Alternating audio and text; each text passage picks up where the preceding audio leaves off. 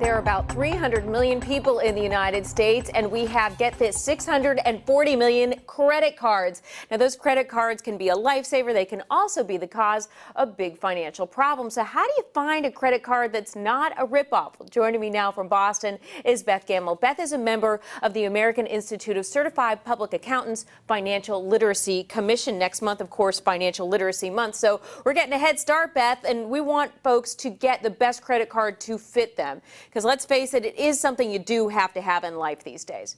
Yeah, absolutely do have to have it. And you have to understand why you have a card. The way you can pick out the best card is to really understand why you need it and how you're going to use it. For somebody that's not going to pay those balances every month, they better be focused on the interest rate. But for people that are very conscientious and are good about paying their bills, they want to watch the annual fee, all the other transaction costs, and they want a nice long grace period, usually 25 to 30 days. Right. When you're going to pay that balance off, you can look for those other ways, and you really can save a significant amount of money. I mean, just getting that grace period extended, you make your money work for you longer rather than the credit card company. That's a great thing. Absolutely. So let's talk about why you guys are getting involved in this. People say, why is this an issue for CPAs?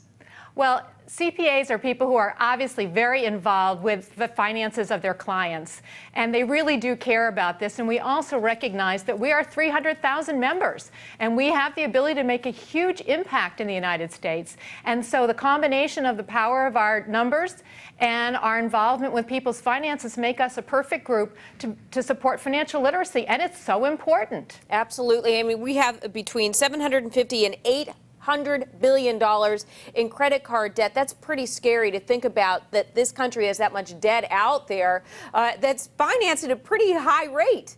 Yes, and in fact, last year Americans charged $1.8 trillion on their credit cards.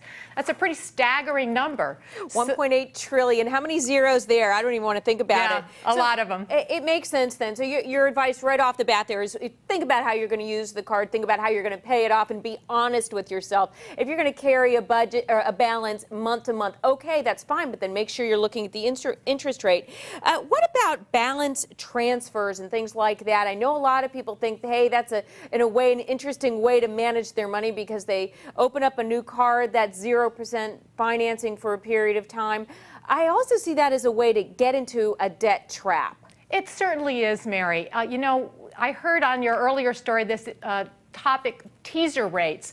Credit card companies are notorious for that. They offer these really attractive rates for people to transfer their balances from their old card to the new card, but people don't always read the small print. They don't realize that those rates are only temporary. They're going to disappear at a certain point. That only applies to the balance that you brought over. It doesn't apply to your new the new amounts that you put on that credit card. So you really have to be awfully careful with transfers. And I would say avoid it pretty much at all costs, because you want to keep your credit rating high. You want the best credit rating possible. You want older credit cards. You want to show established credit. So if you're opening new cards and closing your older accounts, you're hurting your credit rating. You certainly could be, because a lot of people aren't conscientious. They don't close out that old card.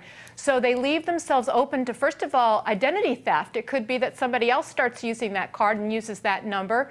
The other is that they don't close it out, and so when they try to open other credit cards, the credit card company looks and realizes that they have some dormant cards. They don't realize they're not being used, and they say, no, we're not going to open another card for you. You have too many. Yeah, and you do want to keep those older cards open and close the newer accounts. That's the best way to manage your credit rating. You want to show a long track record of established credit. So you're putting yourself in a situation by opening all these new cards, because you don't want to close them, that you have to close the old accounts. And those are the very accounts you want to keep open to keep that credit rating high. So let's talk about some other things that folks need to know, because these are basic things that if you start bringing them into your daily life, you can save money in the long run. You say, keep an eye on fees. Do we have any control over the fees? Well, we do, only in the sense that you can shop around like crazy. I mean, probably most Americans get more mail every day with new credit card offers, and what you want to look for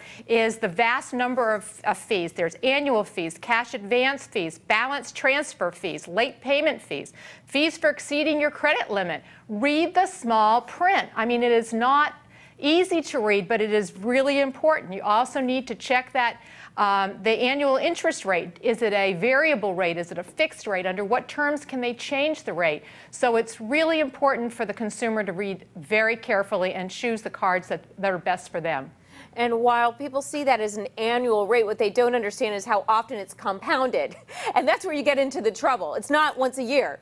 Absolutely. It's every single month, and if you don't pay off those balances, I mean, I think most people are shocked to learn if they, for instance, have a $500 balance and they make a $450 payment towards the end of the month. They think they're only going to pay interest on $50. Well, they're going to pay interest on the whole $500, and then, you know, they're shocked. Yeah, exactly. Well, Beth Gamble of the American Institute of Certified Public Accountants, thank you to the CPAs for getting the word out there about this debt and what we can do to control it. Thank you very much.